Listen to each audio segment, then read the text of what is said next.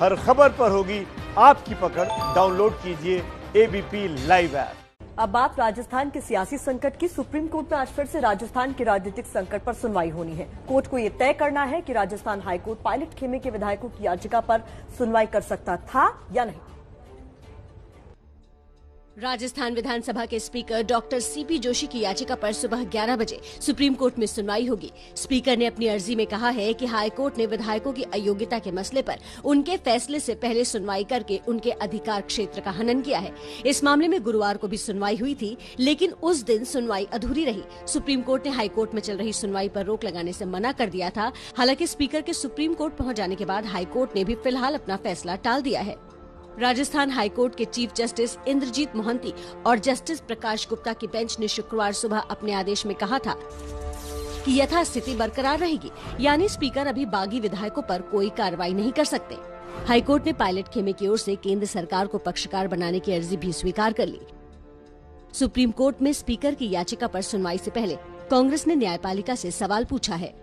न्यायपालिका जो उच्च न्यायालय की है, क्या किसी भी सिचुएशन में उसको उच्चतम न्यायालय का निर्णय फॉलो करने के लिए बाध्य है कि नहीं, और क्या उसने 24 जुलाई वाले अपने आंतरिक आदेश 30 वर्ष से बाध्य 5 जजेस का निर्णय क्योटो होलोन का अनुपालन किया कि नहीं। तो यहाँ कोर्ट में लड़ाई लड़ रही है कांग्रेस, वहीं सड़क पर भी लड़ाई लड़ने की तैयारी कर दी है। राजस्थान की सियासी लड़ाई को कांग्रेस आज पूरे देश में ले जाएगी। आज राजस्थान को छोड़कर सभी राज्यों में राजभवन के बाहर कांग्रेस प्रदर्शन करेगी।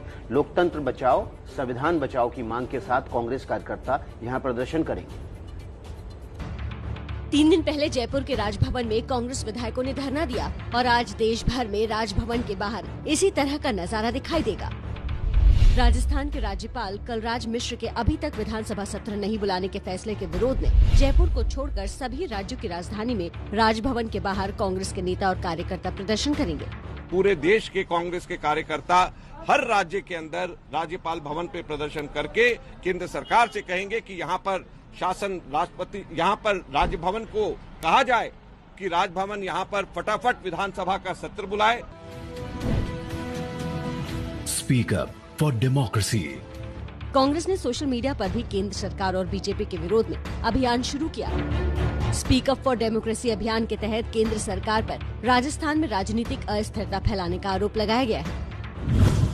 इंदिरा जी, राजीव जी, वाजपेयी जी, कई प्राइम मिनिस्टर आए, कई चले गए, परंतु लोकतंत्र को मजबूत किया सबने। आज जिस प्रकार का माहौल देश के अंदर है वो चिंताजनक है।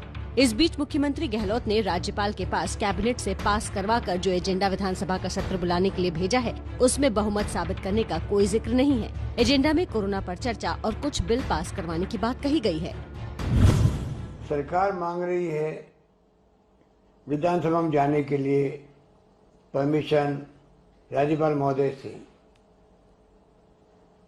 सत्ताधारी पार्टी हमेशा रिलेक्टेंट रहती है, विपक्ष मांग करता है या हम मांग कर रहे हैं, अभी तक उसका जवाब नहीं आया।